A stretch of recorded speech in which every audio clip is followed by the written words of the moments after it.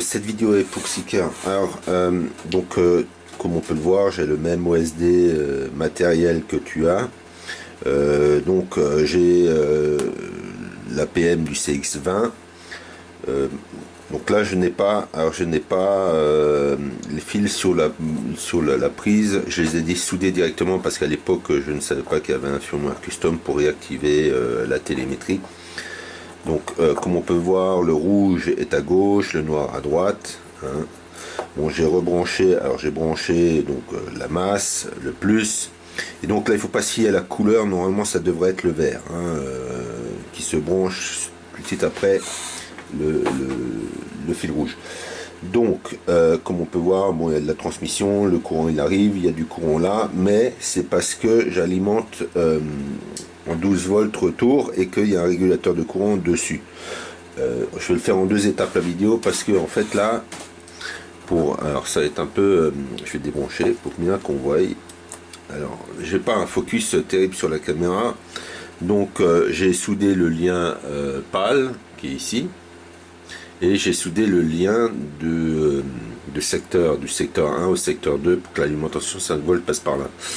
Ok. Et ici, il y a donc un autre pont qu'on peut souder qui est ici pour passer les 5 volts encore sur toute la carte, que c'est l'APM qui donne les 5 volts.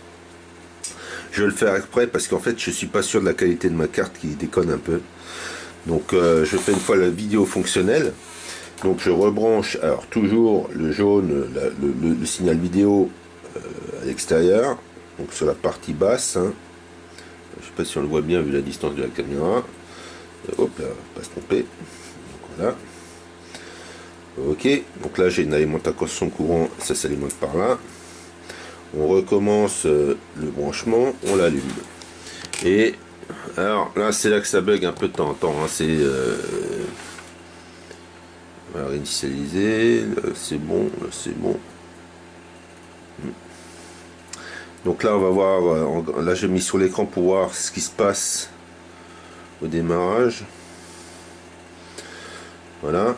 Donc c'est un MWOSD, c'est pas de l'OSD basique pour le CX20. C'est que théoriquement ça se pilote via une télécommande qui fait du RSSI, enfin voilà. Et donc on n'a pas les infos et j'ai beau changer on peut changer le firmware, hein, donc il y a une méthode, etc., etc. Alors en fonction, alors ça c'est aussi en fonction de là où on l'a acheté, on n'a pas toujours le même OSD, parfois on a le bon, parfois on n'a pas le bon au niveau logiciel, hein, je parle. Hein.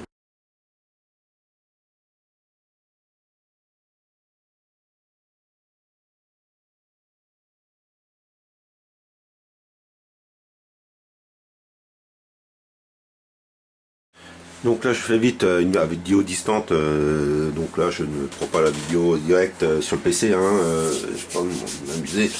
Donc là on peut voir, donc là je l'ai branché via une interface là qu'on peut voir, hein, TTU, je sais pas comment il l'appelle, pour se brancher au PC, donc l'OSD. Donc on voit que le port COM USB Serial port COM 5, donc là en fait vu que c'est sur de l'Arduino, il faut réinitialiser sur de l'Arduino.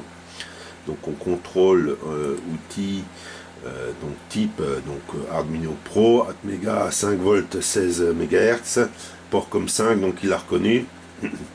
On va dans, bon j'ai ouvert récent, je fais EEPROM clear, voilà, une nouvelle fenêtre s'ouvre et on le nettoie. Donc là on efface. Donc là j'efface la mémoire, faut le faire plus ou moins à chaque fois pour être sûr que ça soit propre. Il n'y en a pas pour long, je couperai s'il faut. Donc voilà, de retour. Donc là on voit très bien qu'il y a téléversement terminé. Donc là ça s'est bien passé. Donc une fois qu'on a fait ça, on a vidé la mémoire, on va directement quitter Arduino. Alors pour le firmware qui est installé, il faudra rester sur Arduino. Mais nous on va quitter Arduino et on va mettre du Arducam. Alors la question, alors je crois que c'est config OSD2, c'est celui-là. Donc on va ouvrir config Bon, on verra pas bien hein, sur l'image puisque vous êtes à distance. La caméra est pas là, je l'ouvre. Donc on va faire un read from OSD. Alors théoriquement il trouve quand même quelque chose. Voilà. Ok. Moi je vais dans options. Donc je vais mettre à jour le firmware. Donc on reste dans il devrait y en avoir un qui est là-dedans quelque part. Alors je veux pas de l'extra. On va faire celui-là, MinimOSD X. Ouvrir. Donc là il le télécharge. Je vais juste montrer la différence par rapport au premier écran qu'il y avait, puisqu'il indiquait qu'il n'y avait pas d'infos. Alors moi je voudrais donne, ok. On fait encore l'option, oui, d'accord. On implante encore les caractères. Donc on ouvre, je revais dans le même dossier. Là. Ouvrir. Donc là on attend qu'il a transcrit les infos.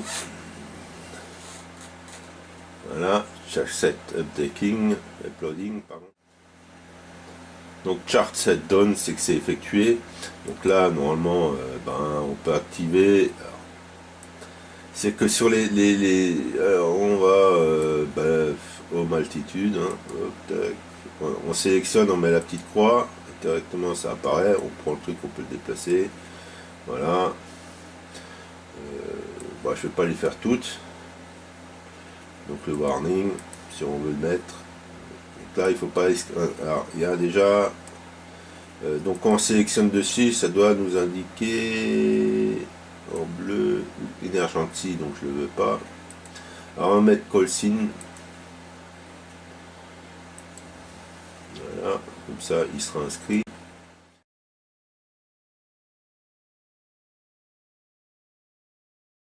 Voilà, en gros, je vais pas tout mettre, c'est juste voilà. Donc config, alors le Colsin c'est le nom qu'on peut donner. Donc on va voir pour le Colsin qui est là. Donc moi je marque Cheer Zone. Cheer Zone. Alors sur celui-là ça ne veut pas, c'est pas grave. Donc save, alors c'est save current table to OSD, donc on va sauver ce qu'on a fait. Ok, donc là normalement ça devrait être bon. Là, je fais quand même sur le panel pour sûr que. Donc là on a bien vu que ça a corrigé, ça a marqué Cheers. Je save encore table 1. Donc panel data 1. Ok. Alors selon les configurations, et on peut faire un double écran et donc ça se pilote sur les RSSI, ça se pilote par le channel, je sais pas quoi, enfin on peut mettre des alarmes, etc. Voilà. Donc là il est sauvé, j'ai juste à refermer et on va rebrancher pour voir ce que ça donne. Donc je repars, donc j'ai changé le firmware par de l'OSD de base, hein, compatible Mavlink. Donc là on rebranche comme avant. Alors je vais essayer de brancher qu'on le voit visuellement. Donc là je tourne la caméra à la va-vite, hein. Donc là bon il y a un petit bug voilà d'affichage, mais ça. Donc voilà, on a les infos que j'ai transmis. Alors théoriquement si je branche un émetteur etc, normalement il doit indiquer Disarmet, ça doit changer quoi. Donc là, la relation se fait. Avant, ça ne se faisait pas parce que c'était pas le même le fonctionnement, etc. Alors donc là, on est sur la partie avec alimentation côté émetteur. Enfin, le 12 volts repasse et est régulé. Là, je vais faire, parce que je vais pas l'utiliser, j'ai pas confiance en ce module-là, je sais pas pourquoi. L'ancienne génération, alors ça c'est la version 1, ça c'est la version 1.1 ou version 2 pour certains, ça dépend. Donc j'ai jamais eu de problème avec ce module là, avec ce modèle là, ça marche nickel. Et celui-là, j'ai des doutes, hein. Donc on va recouper la vidéo, je vais faire la petite soudure du point de jonction qui alimente le 5 volts sur toute la carte, et on verra ce qui se passe après.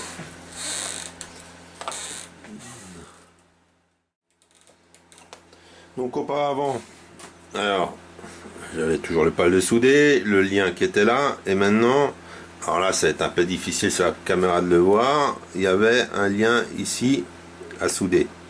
Alors j'en ai pas mis trop parce que voilà, s'il faut ouvrir, enfin faut enlever la soudure, enlever, faut y aller. Hein. Donc on va se rebrancher, donc cette fois-ci sans alimentation. Donc le visuel, alors lorsque je rebranche sur la carte, ok. Donc on peut voir que maintenant l'alimentation se fait de ce côté aussi. Là je mets sur le... Voilà. Et donc je n'ai rien. Alors on réinitialise pour voir. On va retenter. Et donc normalement ça aurait dû marcher, ça ne marche pas.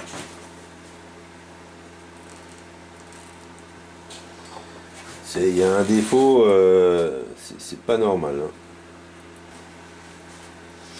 Donc voilà. Donc cette fois-ci j'ai mis le lien, j'ai mis sans alimentation.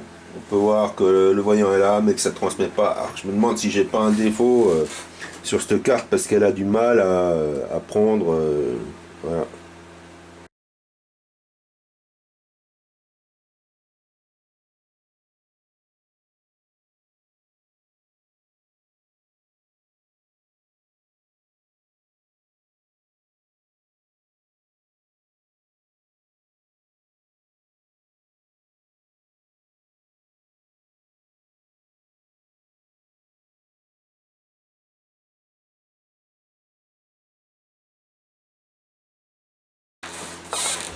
Donc on revient à case départ. Alors, donc on peut voir, là j'ai pas mis le plus 12 volts. J'ai fait l'essai avec le pont soudé, chez moi ça passe pas, je vais pas faire 30 débats là-dessus, j'ai réessayé hier soir, c'est pour ça que je mets la vidéo qu'aujourd'hui. Donc là je vais remettre le plus, hein, pour bien voir que c'est bien fonctionnel dans le sens en rajoutant l'alimentation. Allez, c'est une miniature comme ça, ok, tac. Donc le jaune à l'extérieur, hein, pour le signal vidéo, on branche à nouveau l'alimentation. Voilà. Et donc là j'ai de nouveau l'affichage qui devrait reprendre au bout d'un temps. Hein. On va reprendre. Voilà, tac. On va faire comme ça. Théoriquement j'ai. Il est pas. Ça va pas, ce module il me plaît pas. Hein. Et franchement je le dis clair, net et précis, il a du mal à s'initialiser. Ça bug. Normalement ça stabilise, voilà. Ça me plaît pas. Quoi. Donc, alors, moi, je sais pas pourquoi, pour le CX20 et du Mavlink de base, je suis pas convaincu qu'il faut prendre ce module-là. Moi, perso, j'utilise celui-là, il a toujours bien marché. C'est la même version, mais en version de base, c'est-à-dire sans les infos RSSI, les voltages de batterie, etc. que j'ai même pas réussi à faire marcher. Donc moi, pour moi, ce qu'on peut faire, on peut l'utiliser, mais le 12 volts. Alors pour la sortie vidéo, où j'ai mis mon câble USB qui va avec, je l'ai relevé, il est là. Donc théoriquement, voilà, c'est un peu le foutoir. Donc là sur le principe, on ne met pas, vu que c'est du 5 volts, je mets pas la vidéo, là je fais un petit bricolage. Donc là j'ai les deux fils d'arrivée qui doivent arriver sur jaune et noir. Là il y a le plus qui va dedans mais qui ne ressortira pas parce que bon là j'ai mis un câble pour tester. Mais on n'utilise pas le plus pour éviter de cramer le restant, la caméra. Donc je pourrais tester sur l'ancien, mais j'ai vu que j'ai fait une modification sur mes pins. Voilà. Donc là, pour utiliser l'ancien, chez moi, je suis obligé d'enlever l'ancienne génération, hein, la version 1. Il faut enlever le plus là. J'enlève, ça fait au moins, je sais pas combien de fois je l'enlève. Hop, tac, je sors. Donc là, j'enlève le plus. Ok. Là, il faut que je déplace ma masse parce que pour une certaine protection, je l'avais mis sur le BLK qui est exactement, enfin qui est une masse entre parenthèses. Alors là, suffit de choper le petit et de le lever. Voilà, ça ressort. Tac, BLK. En théorie, je dis bien en théorie. Voilà. Alors, en théorie, ça marche aussi j'ai voulu me montrer exactement que le noir il était à ta position. Donc là, je l'ai remis là où je l'ai chez moi. Ça marche aussi, j'ai l'alimentation, j'ai l'info des données. Donc là, je le branche sur l'ancien, la version 1. Je branche, tac. Je branche, tac. Et chez moi, là, sur l'affichage, ça part direct. Il n'y a pas un défaut. C'est nickel, les infos sont bien transmises. Pour moi, c'est tip top, quoi. Donc, prendre cette version-là, si on n'utilise pas le Mavlink, enfin le RSSI et les commandes, je ne suis pas convaincu qu'il fallait prendre ça. Donc l'ancienne version marche très bien. C'est les mêmes paramètres. Après, il existe l'extra OSD, mais bon, voilà. Donc il existe une autre version encore qui est celle-ci, qui marche chez moi très bien. Donc celle-là, c'est aussi sur du Mavlink, c'est pas du Arduino. Après, tu as la version la micro mini OSD. Par contre là, alors il y a des livraisons entre NWOSD ou KVTeam version 4, donc du firmware, ou Mavlink. J'ai eu les deux. Vaut mieux pas changer si tu as le Mavlink directement dessus, parce qu'il est tip top, il marche. Dès que tu modifies, tu le mets en Arduino et tu reviens en arrière, ça ne marche plus.